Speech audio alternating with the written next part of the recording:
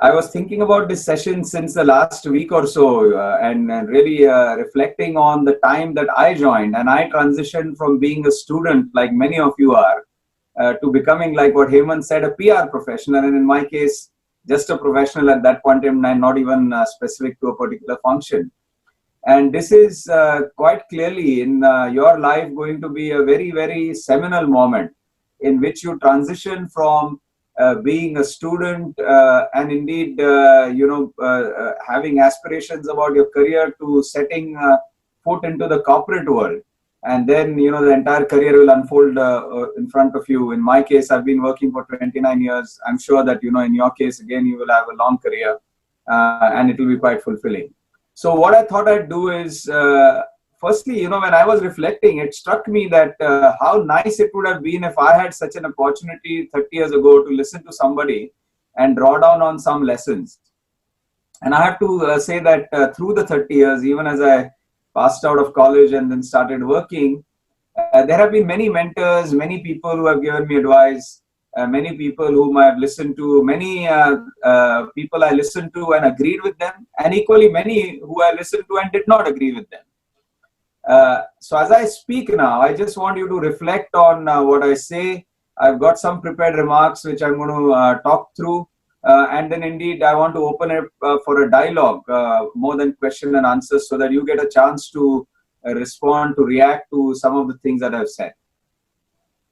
So I'd like to begin by saying that once again, as you embark on this journey, there are a few principles that, if I may suggest, you may like to think about and which will help you in making sure that you have a great career. So firstly, no doubt that as we were discussing just before everybody joined in, that, is spread out across the country, absolutely challenging times in which we are in right now. And yet, despite that, like Amit was sharing with me, every one of you has got placed and every one of you has got jobs. So I think that's firstly a great achievement, both from the perspective of the institute, but equally your own achievement to ensure that you actually can set foot and take off in a world which is undoubtedly very, very challenging. Whatever I share with you now, I want you to think of it from the perspective of a long-term context. And how do you actually how does this help you build your long-term career? So of course, you've got great jobs now and you're going to all start off in different companies and different agencies, and everyone is going to take different trajectories as time progresses. But that said, I'm sure that all 19 of you look at it with a great deal of optimism, a great deal of confidence, a great deal of hope towards having a real success in the long term. And if I want you to take out three things out of our conversation today, I thought to paraphrase it into three C's, right? So if you just say this three C's in your mind again and just keep saying three C's, till you really, it sticks in your head that there are the three C's that Rahul Welde spoke about, right? And when I say C, I'm sure many words immediately pop up to your mind through all the learnings that you had over the last couple of years. You might immediately think, oh, this is about customer centricity. How do I actually, make sure that I work well with the client? It might be about creativity. It might be about communication, because all of you are communication professionals. It could be about making sure that you're on top of the game when it comes to collaboration. And all of those are absolutely true. But the three sticky C's I want to leave with you are the following. Number one is commitment, right? And if you again repeat these three C's in your head and think of commitment, just mark that word and put it, as something that sticks. The second word that I want you to think about is contribution. So the second C in my book is for contribution. And I'm going to elaborate on all these three, but just again, let it stick. We spoke about commitment, we spoke about contribution, and mark those in your mind. Let it be a strong imprint. So 30 years later, when you're giving an address like this, you can refer back to the three C's that you learned from Rahul Welde. That good? The third C that I'd like to think about, very important one, is about compassion. And I'm going to talk about all these three, but just remember this, and I'm repeating this with the intention, and I'm sure you've learned in your lessons that in communication, it is a very good idea to repeat a message again and again a few times so that it sticks. So that's what we're trying to do over here, also almost practice what we've learned. When we talk about commitment, there is no doubt in my mind that as all of you reflect on the journey that you've had so far in coming up until here, and as you look forward, you are going to have quite a lot of ambition. And indeed, the ambition is what has got you over here. And as you look forward, you're going to think about, okay, how am I going to be great at my profession? How am I going to do brilliantly? And therefore, the cornerstone of anything that you do is ambition. And generally speaking, you will see that ambition is something which a lot of people have.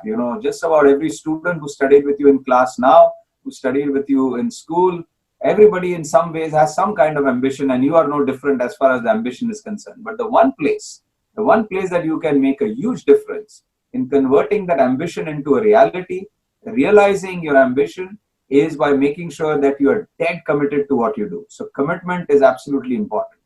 What do we mean by commitment over here? In my book, commitment is at various levels. So firstly, a very obviously commitment to yourself and making sure that you are super committed and making sure that you are successful and that you work hard. The second is commitment in terms of commitment to your family and to your society and everything around you, because we should never forget that it is the society and the family around you which has got you thus far, including the institute, your teachers, and everybody else. And the third is the commitment to your organization. And in my book, if you stay committed to yourself, committed to the society and the broader sort of ecosystem and your organization, that is a very solid foundation for you to take forward in terms of your career.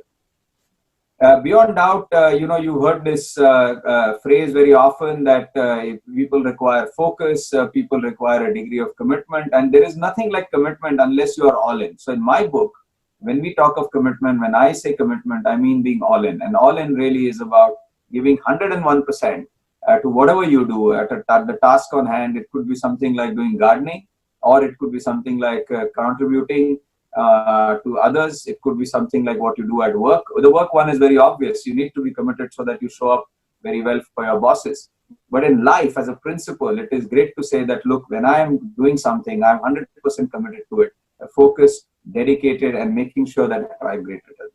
So the first C, therefore, just simply think about as commitment, and you can write your own book on what commitment means to you.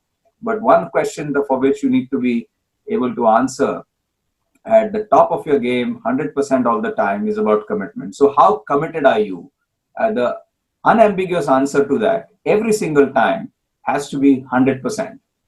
And that has to show in not only what you think or what you say, but also in your actions. So that then brings me to the second part of what I wanted to speak about, which is contribution, the second C.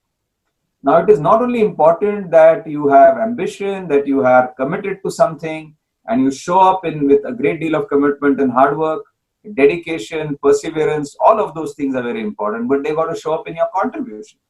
So really speaking, when you begin working and as your career progresses, one of the questions that you have to always look at is, how am I contributing? What value am I adding to the job on hand or to the team that I work with, the organization that I'm a part of, and how do I therefore bring myself to bear in terms of contribution? Now, contribution is extremely important, and again, it is at various levels. You indeed, I'm sure, are thinking already of contributing to your families, to the society or your ecosystem, but equally in terms of your organization. Now, any long-term career, and for that matter, even I would argue short-term careers, what really gets monitored, measured, and performance tracked is how you bring yourself to bear and what actual value are you adding. And you will face this straight away as you join the workforce. To really begin to answer this question, people will start throwing at you literally within months and weeks as to what kind of contribution are you making. So it's really important to focus on the fact that you're contributing. Very often people ask me, even today after working for such a long time in the career, and equally people will ask you as you go along in your journey as to what is your achievement. What have you achieved, Amit? What have you achieved, Hemant? What is your achievement? Whether I'm sure in interviews, you've already faced this question sometimes. And as you go forward, this question is going to keep coming back. I like to frame it for myself, a simple answer to the question of achievement. And that question is really about making sure that if somebody says, Rahul, what have you achieved? My answer is always what we have achieved as a team, what I have contributed to that achievement, and what I have learned. So when you think of contribution, one of the things that I want you to remember is that there is no way as a PR professional, or for that matter, any professional, that the contribution is going to be only yours. It is not a solo play. As you enter the corporate world, it is out and out a team play. And therefore, you have to always think of what did you contribute, but what did the team achieve? and keep the team or whichever organizational set that you work in as absolutely important. In my experience, this has certainly helped me a lot, and I think the way of the future, this is going to be an extremely important aspect of how organizations, companies, teams, individuals, and careers evolve. And therefore, if as it happens, coincidentally, the word again starts with the C over there, which is about collaboration and team working. So a large part of your contribution is going to come from collaboration and from team working. Give it a lot of importance. Move your thinking, which has, I'm sure, for so far been quite a lot about I or myself, making sure that you are getting great grades and you're coming first in class or whatever your rank might be, second, third, fourth. Even 19th is great, by the way, because you're a set of 19th in hundreds or thousands of people who are out there. But the important message I want to leave with you is to continually think about what you're bringing to the party, what value you're adding, and that is about contribution. Now, if you follow so far what I've said, you've got great commitment, ambition, you've got terrific contribution that you're going to make. You're going to obviously work hard. I have absolutely no doubt that you will work hard, having come thus far and wanting to go far in life. For sure, you're going to be successful, right? And success has very different meanings to different people. For some people, it is a greater position, a greater car, a bigger house, a bigger title. For some people, it is something else. But at the end of the day, you're going to seek and get, because of the way you will work, some degree of success. And indeed, you will find yourself to be successful. And this is where I think the third C in my book comes into play and is very important. My experience goes back to when I passed out and when I was young, and I did not think about it that much at that point in time. I was very much focused around, if you like, ambition, they're being driven, making sure that, I'm on top of the game all the time, delivering results. Where not delivering results, by the way, you will stumble and fail and you will, want to continue to work hard. All of these things will happen. But I really did not think in my mind about the third C. Although later now when I reflect on it, in some ways, actually, I did practice it right from my childhood and arguably even as I joined and started working. Incidentally, as it happens, and my story goes back where I studied, I did my BCom. I wanted to join the Indian Air Force as a fighter pilot. And actually, that did not work out. So I failed the exam of the Indian Air Force. And then I was completely with my back to the wall saying, what am I going to do really? Because all my childhood, I had grown up with the dream of I'm going to fly. And that really captivated my imagination. And not just fly, but be a fighter pilot in the Indian Air Force. So it was not even commercial flying. And it's interesting because so that was a huge setback, as you can imagine, the third year of my graduation. I took a step back. Okay, what do I do? Evaluated my other career choices and then decided to go in for an MBA. And then that is where I got my MBA. As I was doing my MBA also, I was quite clear that if I did not get a top job, what I thought like was a really, some of the companies I wanted to work with, Hindustan Unilever was one of those. But if I did not get those kind of companies, then I was going to take a step back and write the IAS exam and make sure that, I'm writing the IAS. And then, now the reason I draw on this is because even those days, and now when I reflect, I had something about this idea of contributing to society and a bigger sort of a purpose in my head those days, although we didn't call it purpose quite clearly then. And as it followed through, I think it's really important that you keep a sense of that purpose and grounding around. At the end of the day, you're on this planet and you're a professional and your parents, your ecosystem has educated you, your teachers have given you all the inputs with the idea of you being a better person and contributing to society. One of the risks that everybody will see as it happens is that when you are actually ambitious and you're on this journey of building your career and you're successful, you will be running the race without actually looking at people around you. Although you may be having great teamwork and collaboration, yet chances are that you will be quite absorbed in a manner of speaking with yourself. And I encourage you, as right from the day you start, from day one of your office, right until you finish your career, to think of compassion, to think of kindness, and to think of other people around you. And when I say other people, the obvious ones are your bosses and your teammates and your subordinates. But literally speaking, as you grow and start working, think of the receptionist and don't forget to say good morning or hello, whatever the name is, as you enter your office, to the security guard, to every single small person in your life whom you encounter in your career, just don't fail to say good morning or thank you, right? Right from the person who takes you in your Uber or your taxi on the first day to work, don't forget to ask that person what his or her name was. And remember that, because these are the small people, different kind of people. When I say small people, I mean who do different kind of jobs, who will actually take you through your career. So in life and corporate careers are not just built by your individual performance or being soloist.